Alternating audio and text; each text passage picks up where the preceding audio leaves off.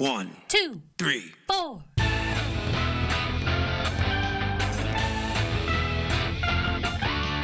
Monster movie. Fun time, go! Monster movie. Fun time, go. Monster. Movie. Fun time. Go! Monster movie. Fun time, go.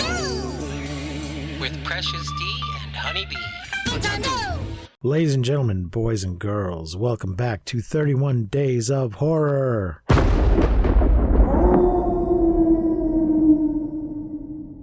Day number 6. Honeybee is back with me and I am back with her. And Hello. we are talking about people. Talking about people. That's a song, right? We're talking about Resident Evil Afterlife. Yeah, baby. Is this 4? This is 4, yes. Fuck yeah. It is from 2010. Written and directed by Paul W.S. Anderson. So he directed the first one, then he turned it over to some other people, and now he is back for this one. It is in color, 97 minutes. Budget is $60 million. Box office was $300.2 million. Holy. It's a change. So I think that made it the second highest grossing of the film series so far. Damn. Wow. Stars Milla. It stars Milla Jovovich as Alice and her clones. Ali Larder as... I want to just say, we need to pause here for Milla because I got caught up today in the podcast. So I just wanted to say, sorry everyone for being a teenage boy at all times. For how thirsty we both are for Milla. Yeah, we are so thirsty for Milla, and it's almost embarrassing how almost not quite, because it's just, you have to have a little bit of shame to feel embarrassment, but yeah, it's close. I just wanted to say sorry, I am in therapy. Okay, go ahead. I asked her to come be on the show. We'll see if she responds. Oh my gosh. I don't know if I could even through a phone. I think I might pass out. Ali Larder is back as Claire Redfield. Wentworth Miller is Chris Redfield. I've seen him in something. What have I seen him in? I don't know. Oh, he was on Prison Break. Never seen it. And wasn't he on one of the superhero shows? He did not look familiar to me. Buffy. Nah, that's just one episode. That can't be what I'm thinking of him as. He's Captain Cold in The Flash and related shows. So that might be what I'm thinking of. He was also on ER. No, that was just a one-time thing. I never really watched Prison Break, but I guess I saw commercials. And he was in Underworld. Oh, I did see that. I don't. Oof. I don't know if we're ever going to tackle that movie. Why?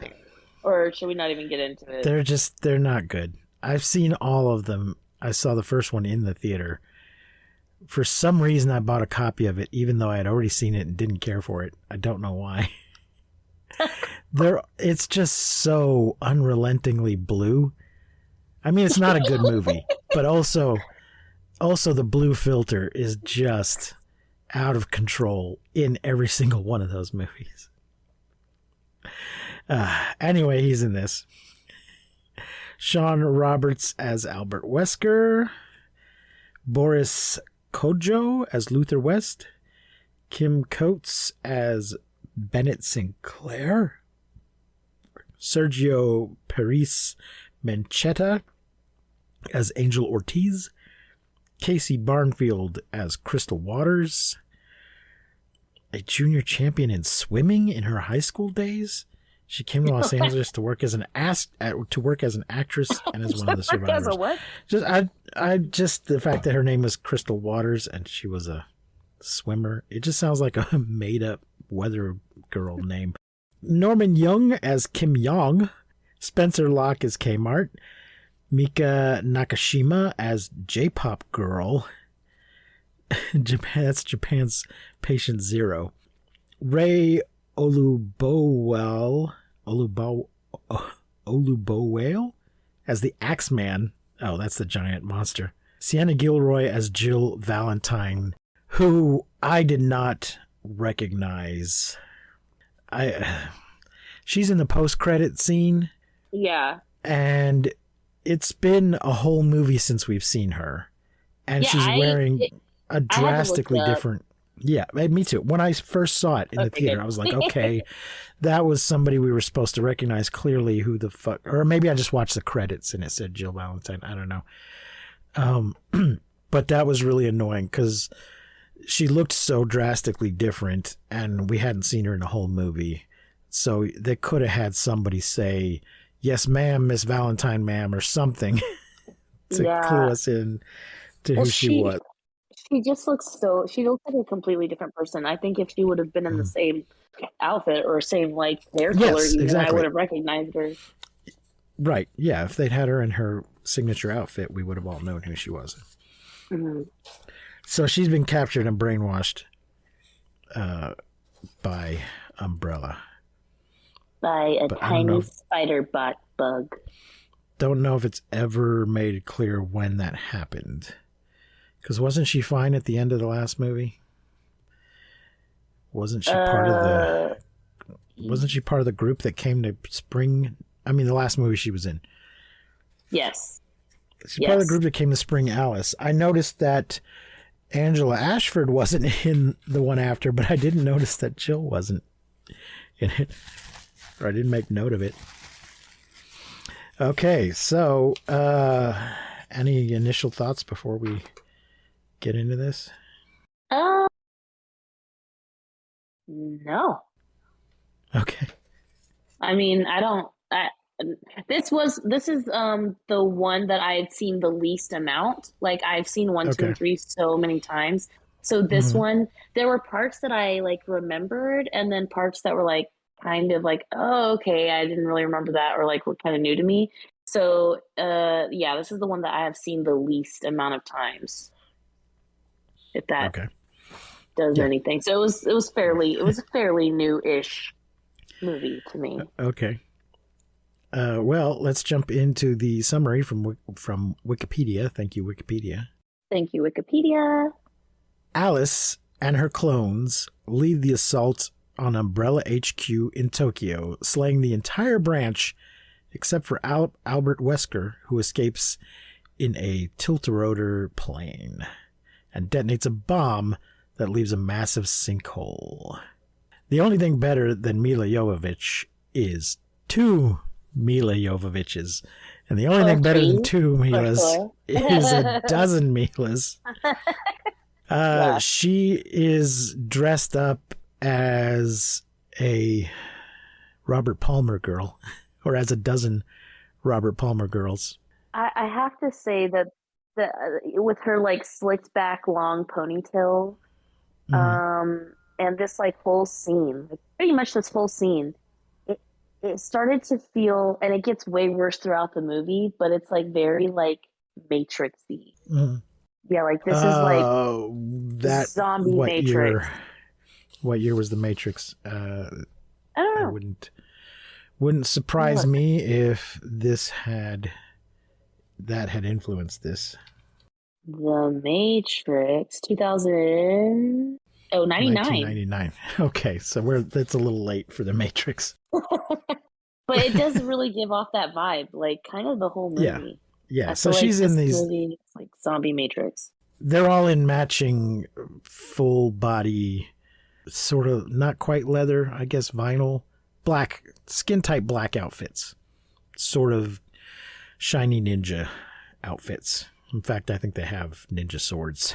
Anyway, the real Alice boarded the little tilt rotor beforehand and attempts to execute Wesker only for him to inject her with an antivirus to remove her superhuman abilities. Wesker is revealed to have used the T-virus to gain his own superhuman abilities and prepares to kill Alice before the autopilot crashes the plane into the mountains.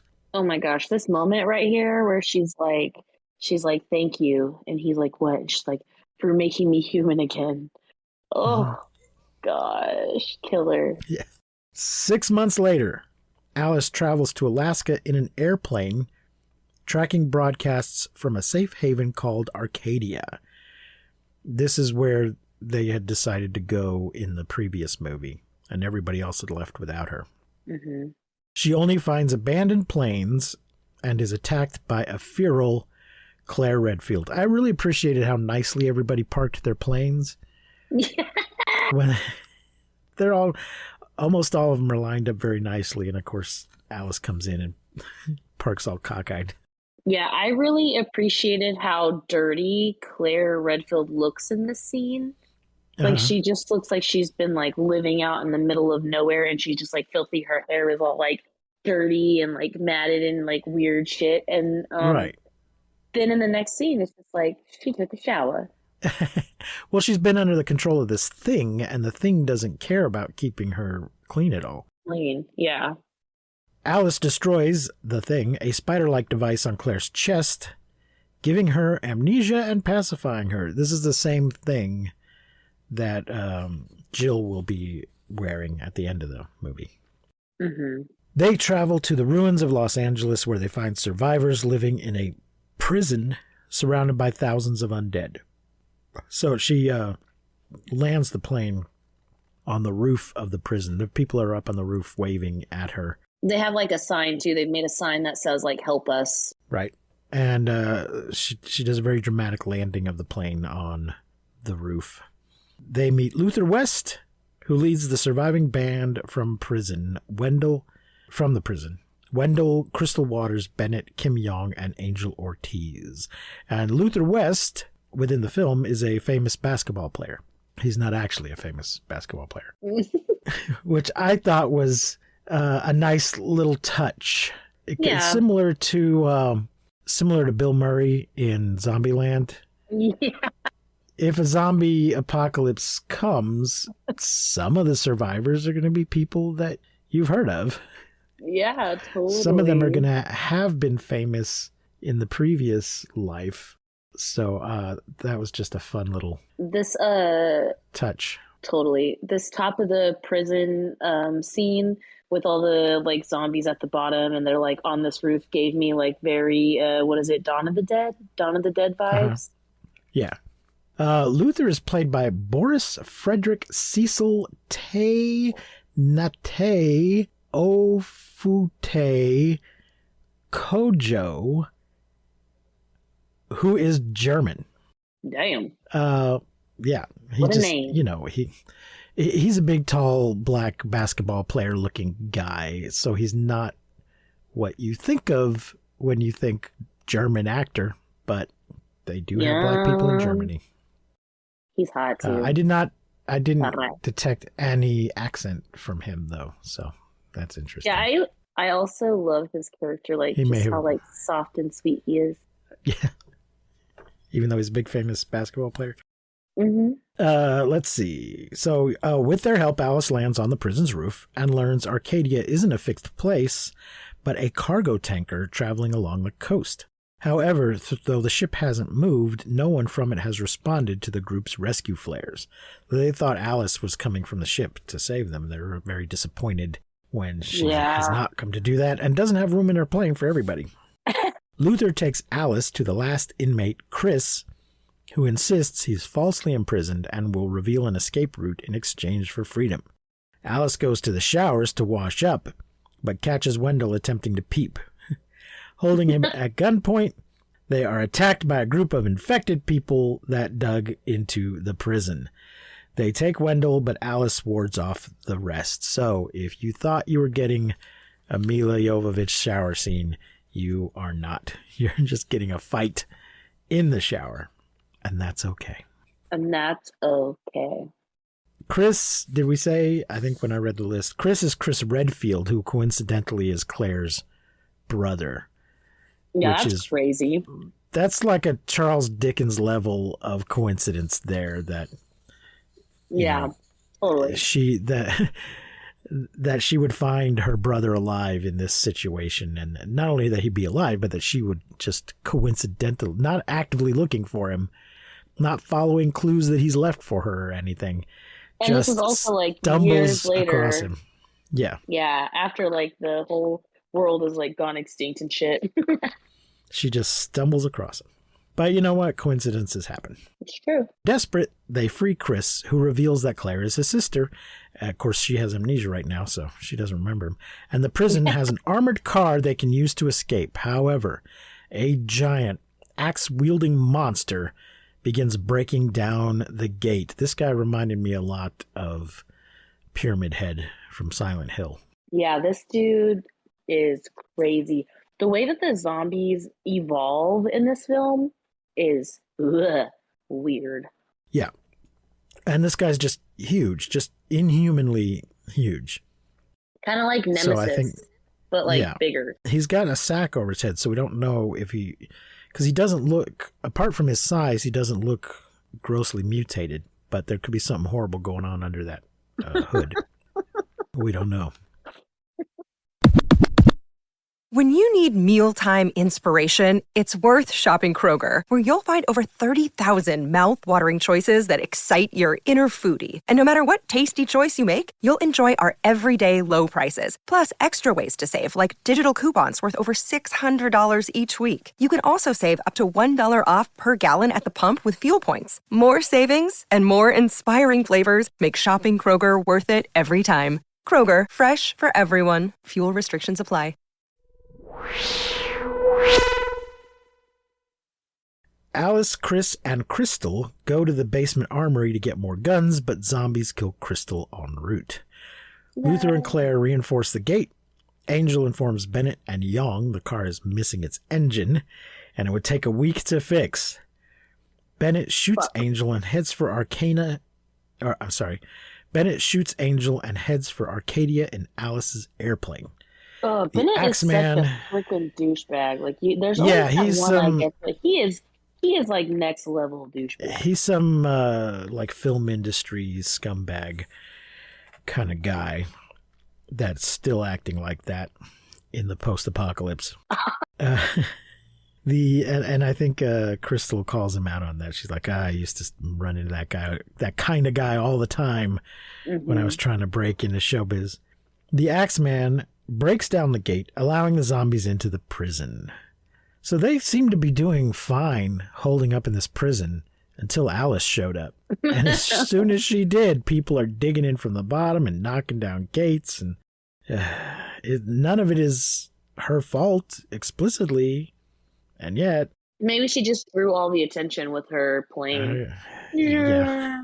The group decides to use the zombie-dug tunnels to escape into the sewers. Young is slashed in half by the Axeman while Alice is knocked out. Claire successfully defends Alice and disorients the Axeman, after which Alice kills it by firing at its head.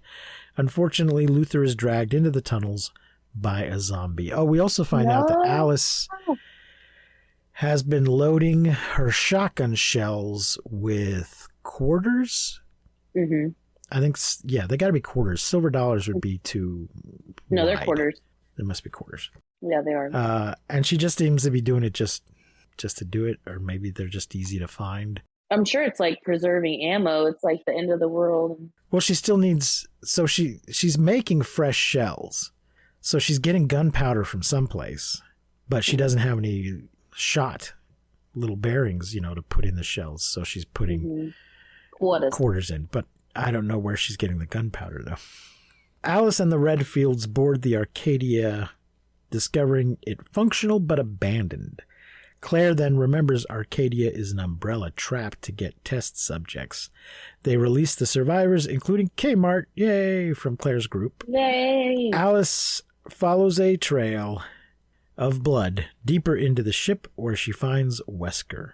The T-virus revived him, but it battles Wesker for control, something he believes fresh human DNA can pacify. Yeah, right. The umbrella staff, you can't just shoot DNA and expect it to just fix everything.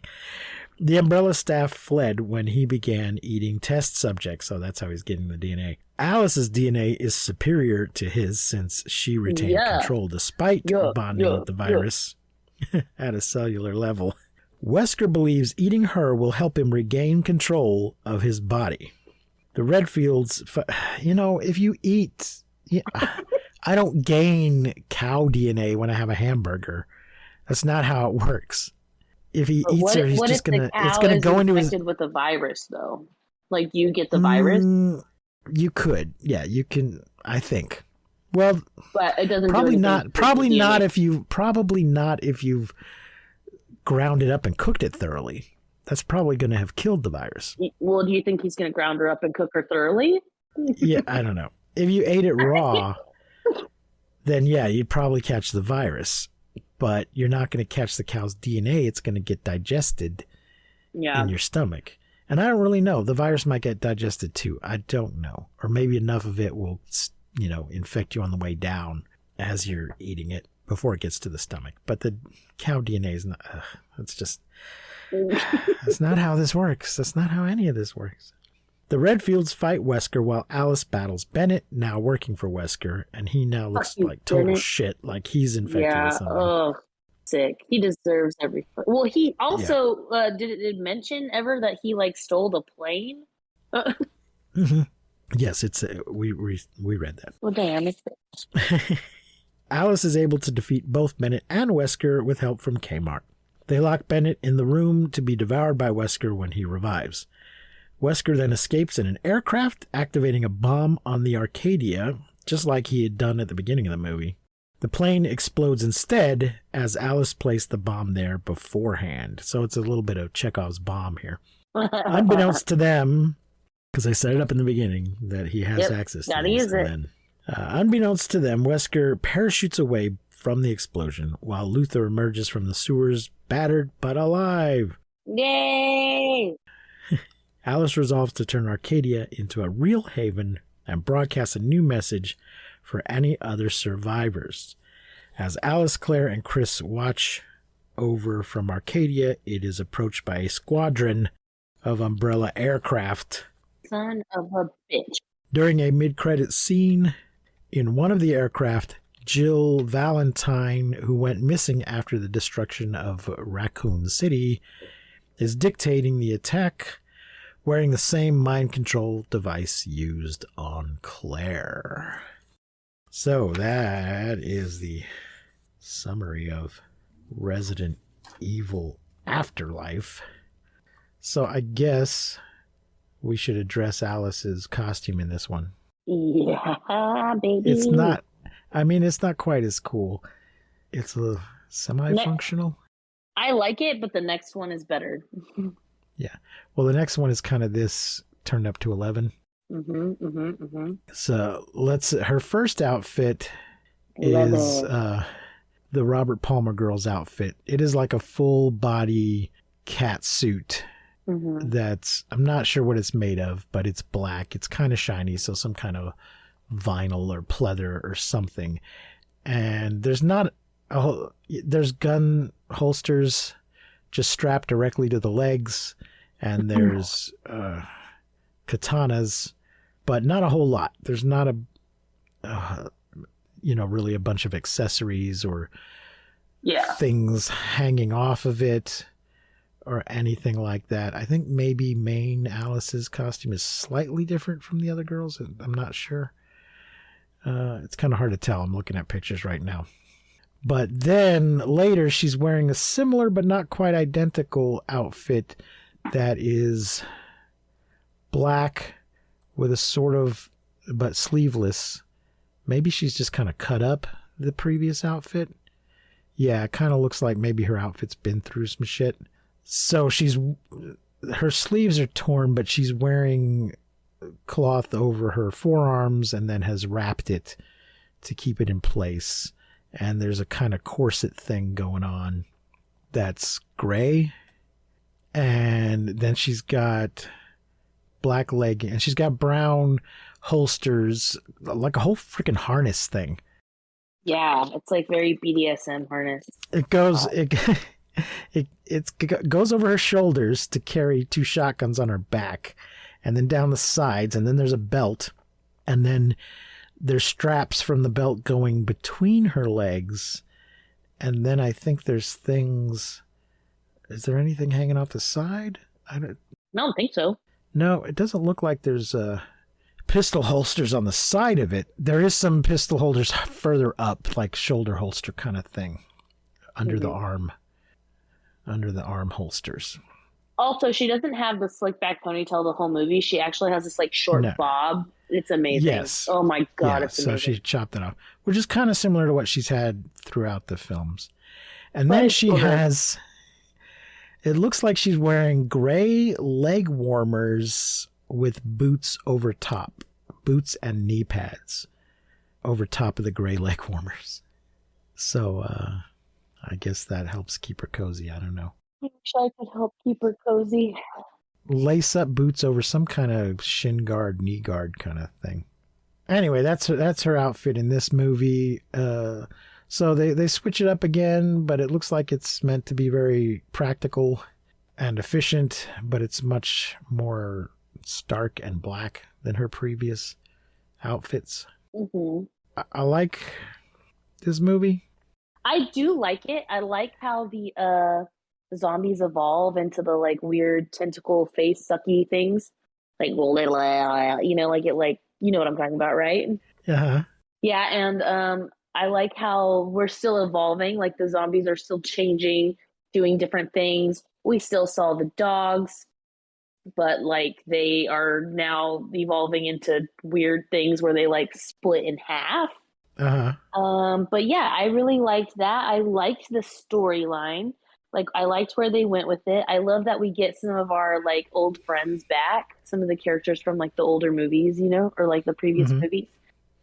Yeah. Loved that. So yeah, I would say that it's probably my least favorite of the series, maybe, but I still love it. Like I still think it's great.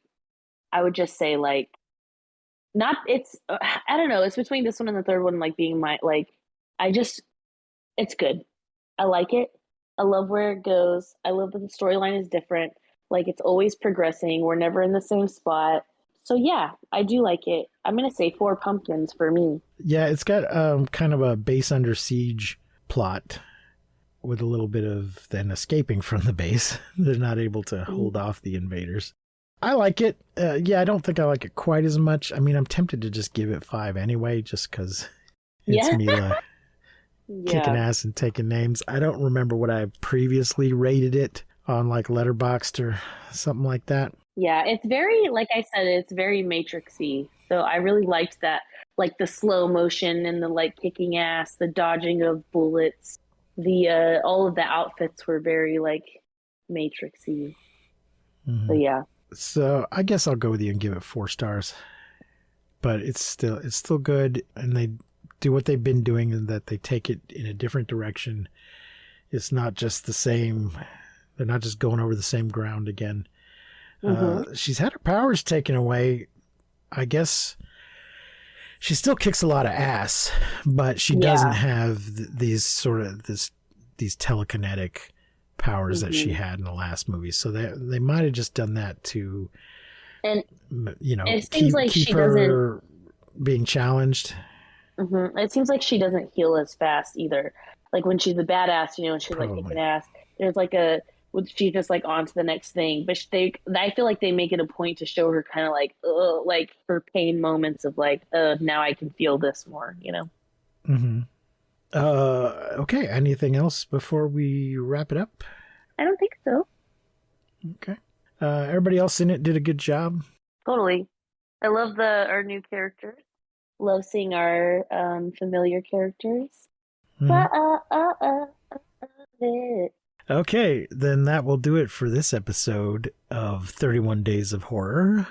Please continue to join us as we lurch unrelentingly towards Halloween, and Halloween ends.